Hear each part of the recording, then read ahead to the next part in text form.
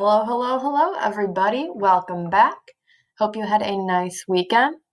So, what we're going to be doing this week, we are starting our clinical, or also called abnormal psychology unit.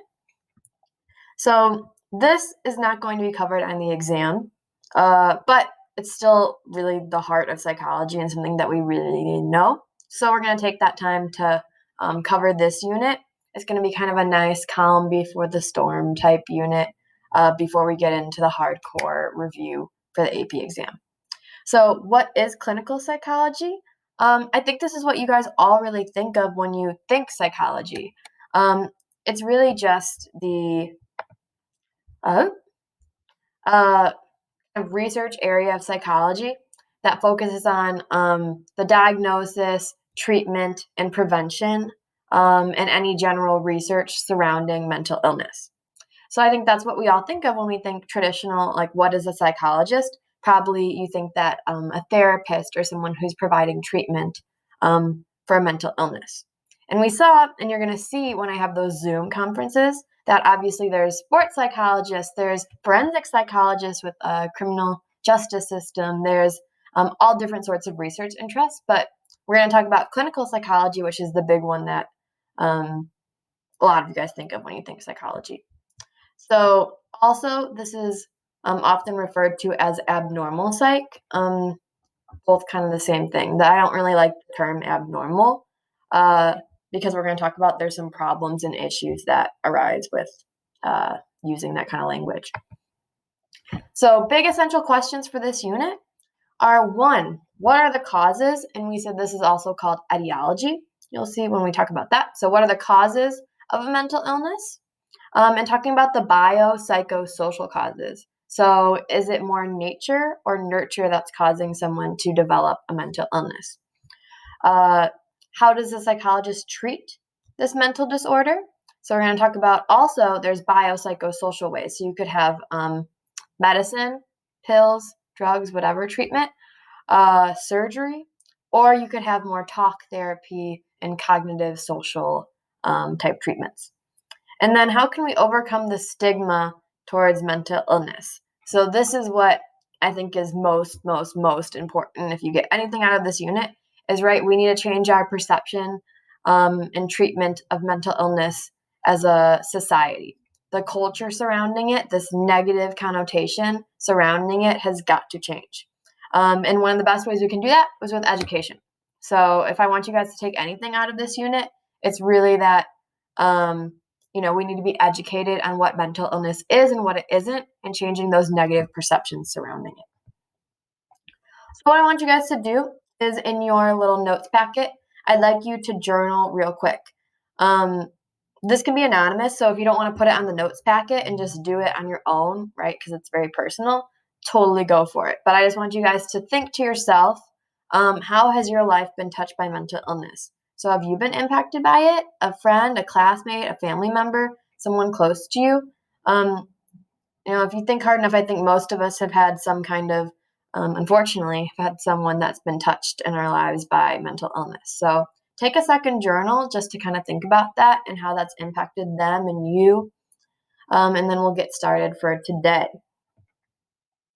So like I said, what I think is most important in this unit is bringing education to combat stigmas. So what is a stigma? Watch this video. She does a really good job of kind of breaking all that down. But the gist is a stigma is just a negative connotation towards anything. It could be a negative connotation towards mental illness, right? So if you have a mental illness, oftentimes you don't want to talk about it because you feel like you might be judged and have kind of negative treatment or perception surrounding you. Other things that have stigma, right, could be like sexuality or sexual orientation. So it's not just mental illness, anything can kind of have a negative stigma tied to it. So, how can we change this stigma surrounding mental illness is the big question of this unit. So I want you guys to just think in your notes packet, like, to what extent is there stigma surrounding mental health? So maybe break it down by, do you think there's stigma in society in general? And then what about at OHS? do you think that there's a lot of stigma at Oconomowoc High School, or do you think we're doing a good job? Are things changing? Are they improving?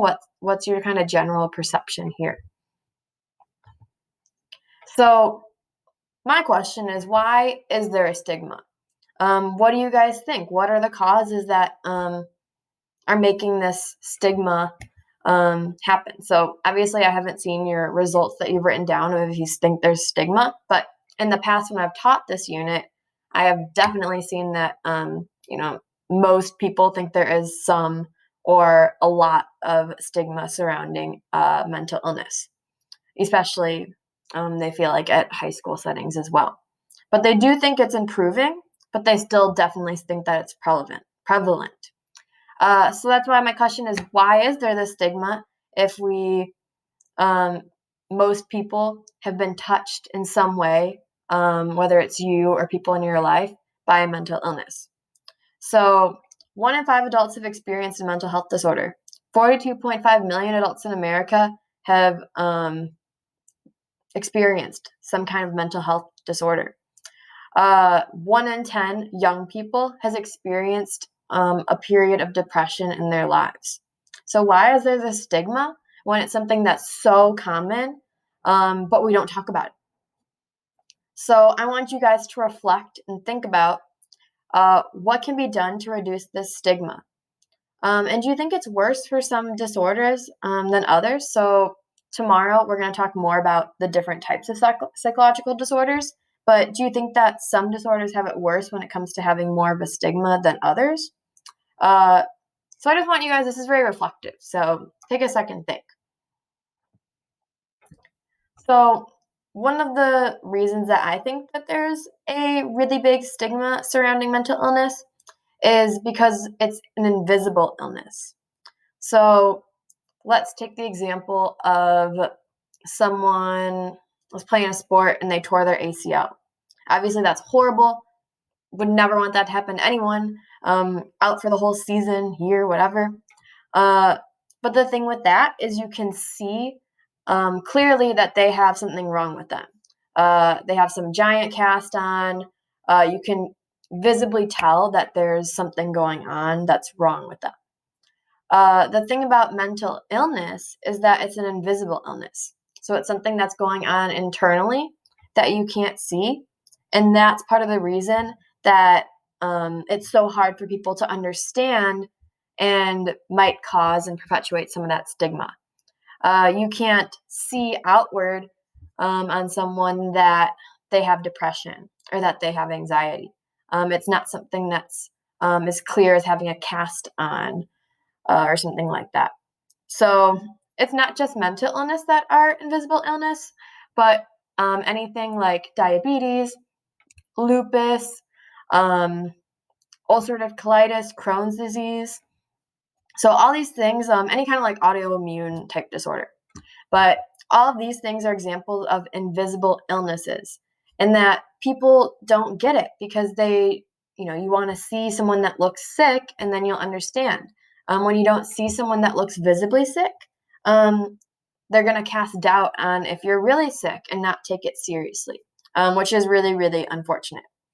And I'm very grateful and fortunate that I've never had to deal with personally with a significant kind of mental illness, but I have dealt with a physical, invisible autoimmune disorder since middle school. So I definitely can empathize with that. You don't look sick. You look fine. There's nothing wrong with you type of vibe.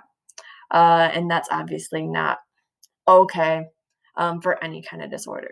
So kind of reflect on that, especially when just being a good human and thinking when someone tells you that they got something wrong with them, believe them, don't judge them, that kind of thing. So that's what an invisible illness is. So what we're going to focus on today is just defining what an abnormal behavior is or what a psychological disorder is. Tomorrow is going to be focused on diagnosis And today we're kind of understanding, well, what even does it mean for a behavior to be pathological or abnormal? So I want you guys to reflect real quick and think to yourself, what does it mean for something to be abnormal? And what would classify a behavior to be considered abnormal? So what are some of the characteristics that it needs to have in order for it to be defined as an abnormal behavior? So we're going to do an activity real quick, in which I'm going to show you guys some different scenarios, and you're going to evaluate whether you think that this person is displaying abnormal behavior, dysfunctional behavior, or just normal behavior. So abnormal, what that means is just a behavior that's deviating from a norm in society. So it's just kind of a behavior that's different and going against what's typical and normal. So if everyone's wearing, I don't know, white Vans, and someone isn't, that would be abnormal because they're not going with what's the norm. Dysfunctional would be a behavior that makes it difficult for you to properly function in society and, hold a job, do what you need to do. So dysfunctional behavior is something that's making it really hard for you to function normally on a day-to-day basis in your life. So just a little thing so you know that for our next activity. So I'm going to read through these different scenarios, and I want you guys to determine whether you think this person's behavior would be considered abnormal, dysfunctional, or normal. So let's get started here. And you can write a little explanation on your notes too for why you think so. So up here, up first, we got Cliff. So this is tattooism. Cliff has his entire body covered in tattoos, head to toe, his whole face. So is this normal, abnormal, or dysfunctional? Second one, polyamory. So we got sister wives here. Cody is dating or married to 4 women at once. So is this normal, abnormal, or dysfunctional? Then scenario 3, hearing voices. Bridget often hears God telling her what she needs to do and gives her information that predicts the future. So normal, abnormal, or dysfunctional? Natalie can't get that song out of her head and hears music even when there isn't anything playing. Once she even called the police because she thought her neighbors were blasting music. Normal, abnormal, or dysfunctional? Kelly spends her whole day on Instagram. She often finds that the day has passed and she hasn't even done anything but go on Instagram and Facebook. She gets anxious when she can't check her friends' updates. Todd is a conspiracy theorist. He believes that the government is monitoring all of his online activity and phone calls, so he refuses to use any technology at all. So normal, abnormal, or functional. Now we have Sally is a perfectionist. She finds it difficult to finish her IB essays and spends up to 8 hours editing and rewriting a single essay in order to make sure she can get the highest score possible. And we got 2 more. Gender identity. Paulino believes that he's actually a woman born in a male body. He dresses like a woman and does a lot of behaviors that are stereotypically seen as feminine. And finally, John is constantly worried about getting sick. He washes his hands a lot, he carries wipes with him everywhere he goes, and wipes off all doorknobs in his house multiple times a day, and takes a shower each time he gets home after going out. Normal, abnormal, or dysfunctional?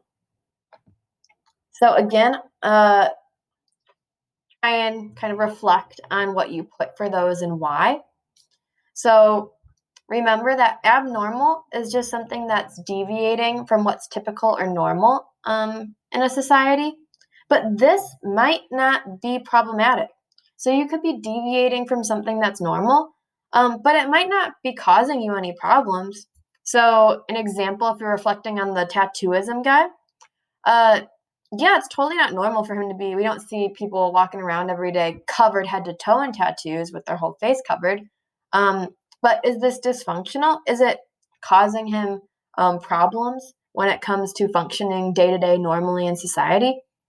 No, right? Like he could do anything that I could do, and I don't have any tattoos. So there's this important distinction between what's abnormal and what's dysfunctional. So if we were to categorize a mental illness solely on the basis of it being abnormal, that might be problematic. So we also need to throw in that piece of dysfunctional. In order for something to be considered a mental illness, it also needs to be dysfunctional in that it's causing you to have issues functioning properly in your day-to-day life. So it's a little bit of both. We're going to see that the definition of what constitutes a mental illness is really kind of subjective, and there's not a really great definition. So sometimes that alone can cause issues when it comes to diagnosing a disorder properly and having a valid diagnosis, which is what we're going to talk about tomorrow. So what psychologists use to diagnose patients with their disorder is a huge, important book called the Diagnosis and Statistical Manual of Mental Disorders, also commonly known as simply the DSM-5. So this is what psychologists use when they're assessing and diagnosing a mental disorder. So it has an entire criteria. So for example, let's take something like depression.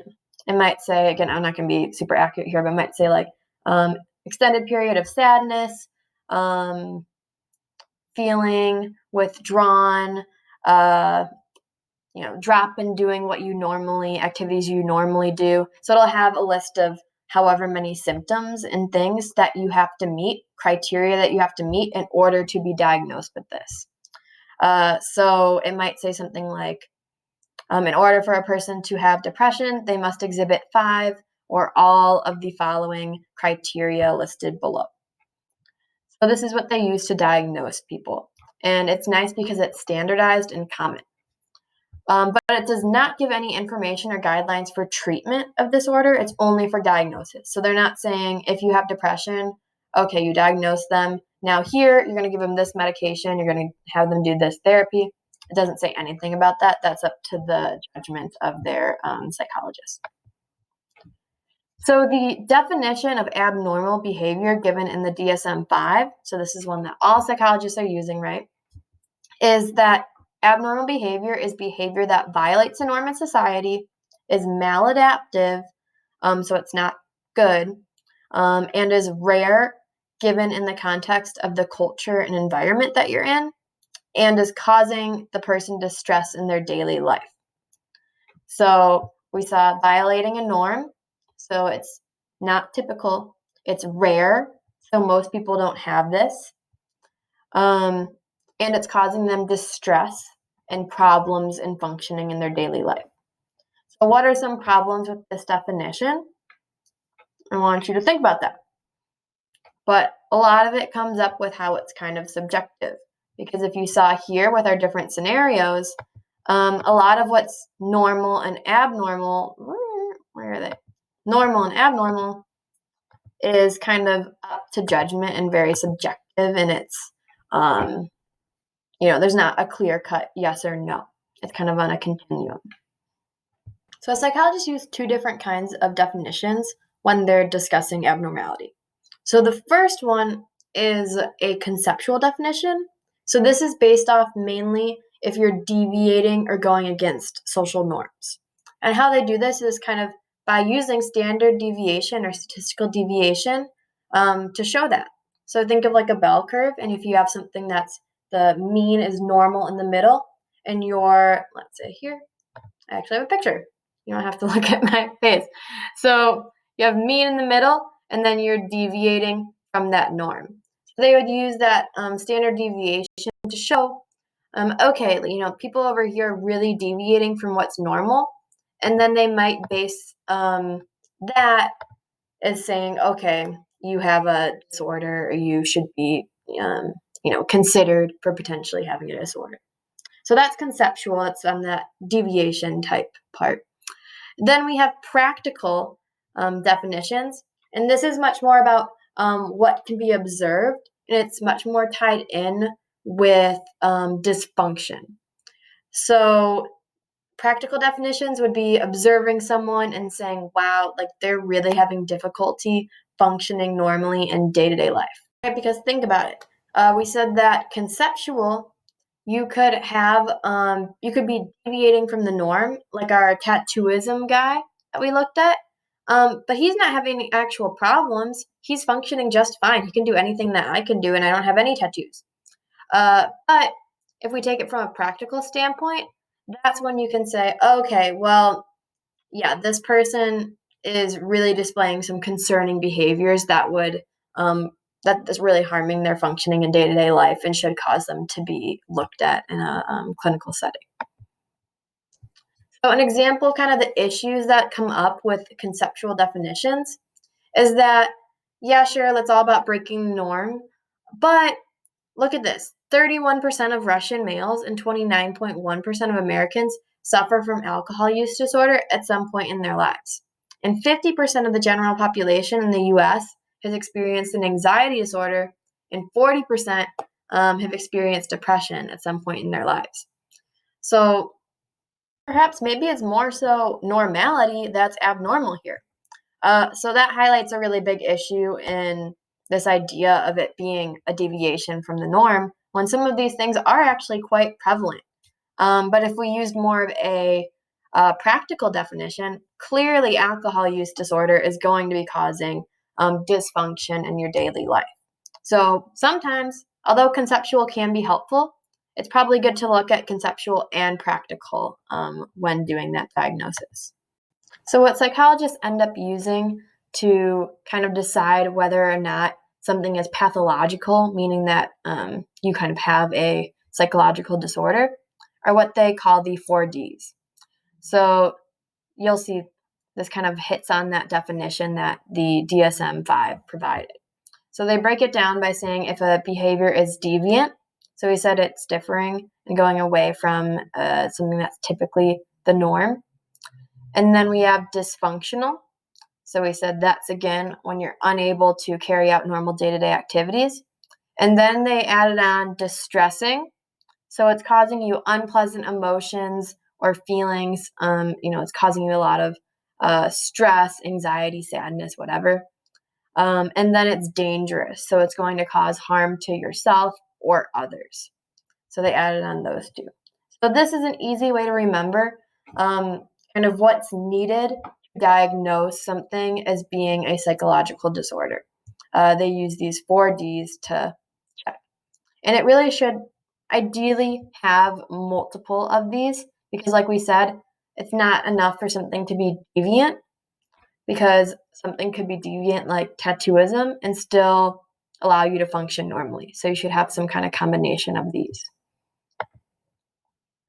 So just some important things to note about abnormal behavior and some of the issues and trickiness that makes it kind of subjective in diagnosing things. There's 4 things you can write down. So first issue when it comes to diagnosing abnormal behavior is that definitions of what is abnormal change over time as our society progresses and grows, etc. So the first example is that homosexuality was actually considered a disorder in the DSM up until the 70s. Now, obviously, it is no longer considered a disorder, but while there's still some societies where it's much more abnormal and socially deviant than others, this example really shows that there's a lot of problems when it comes to addressing what is normal and what is abnormal because these things change. So, second example is something called hysteria. So, this was a disorder that was attributed only to women, and it was just a catch-all of anything that could be wrong with a woman of symptoms. So, anything from like sexual promiscuity to emotional outbursts to just like anger and sadness and all like kind of anxiety, hallucinations, all of this thrown into one thing was called hysteria. And it was a disorder in the DSM before. No longer now, but used to be a disorder. And this was very problematic because clearly it was a very sexist disorder. And we no longer have these disorders that would be only to women. It was actually most likely women had other kind of mental health issues, but they put it in the category of just a woman's only problem. So again, this definition of what is a disorder, what isn't, what's abnormal, it changes over time as our society changes as well. So that's why it's hard to say whether something's normal or abnormal if it's going to change. Mm-hmm. So perfect example here right now is example 9 that I had for you guys in the little scenarios. So John probably would have been diagnosed potentially as having obsessive compulsive disorder with these symptoms. Probably has the kind of compulsions to clean and wipe things off and that kind of a thing. But we see here, right, before this whole coronavirus happened, this probably would have been diagnosed as OCD. But now, most people, maybe not all of you guys, but I know I'm doing this behavior. Do I have OCD? Am I abnormal? This now has become the norm for our society. So does that mean that doing all this stuff is no longer something that would diagnose you with OCD? No. So a really good example of how what's normal and abnormal changes over time.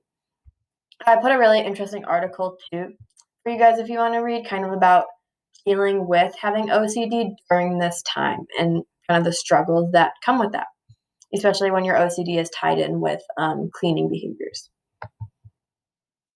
So second thing that's tricky with diagnosing and saying what's abnormal is that definitions of abnormality differ between cultures. So we talked about biopsychosocial. This is that example of the social coming in. So here's one study that illustrates this. So this is a study done in 2014, and they were trying to see if the symptoms for schizophrenia, which we know is one of those is hearing voices, are culturally specific. So what they did is they set up interviews with 20 people from Ghana who claimed that they heard voices from God and other spirits. And what they found when they analyzed the interviews is that participants claimed this wasn't a sign of a psychiatric illness. It was totally normal in their culture for them to believe that spirits can talk to them. So this was not something that would have been abnormal or something that they would even have thought of as potentially indicating a psychological disorder.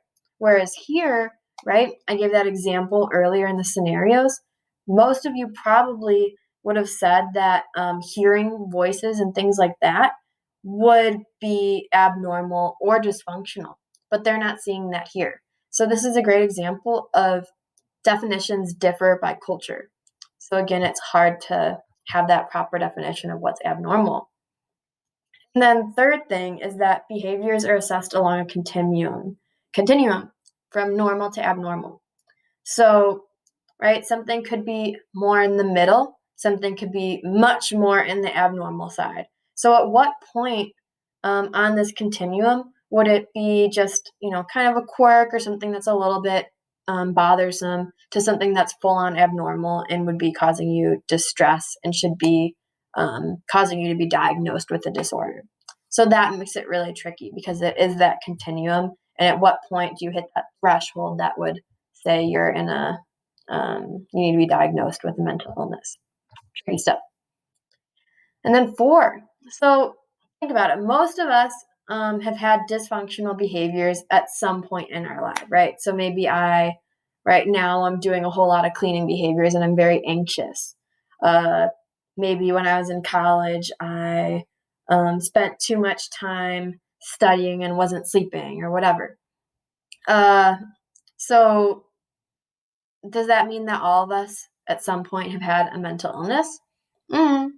Often this leads to the question of both the extent, so kind of going back to what extent are you displaying the abnormal behavior, and duration. So how long has this been going on? Was it something that was just a brief period that you went through? Or is it something that's been continuing for a long time? So the extent, like we see here, and the duration, how long, is something that's really important to take into consideration when you're trying to decide if you have a disorder or not. So it's tricky when it comes to diagnosing, and you guys are going to get practice tomorrow. We're going to talk about the specific types of disorders, how they diagnose for disorders, and then you're going to get some practice using kind of the diagnostic criteria to make your own diagnoses of different patients, which will be interesting. So just before we end today, I have some FRQ practice for you guys. So I want you guys to read through this little blurb. We have a psychologist who is doing an experiment on the effectiveness of an antidepressant medication for individuals with depression. Go ahead and just treat this like a research methods FRQ. So just write it in complete sentence. Identify each of the following. What's the control group, experimental group, independent variable, and dependent variable here. All right, so that is it. Hope you guys have a lovely day.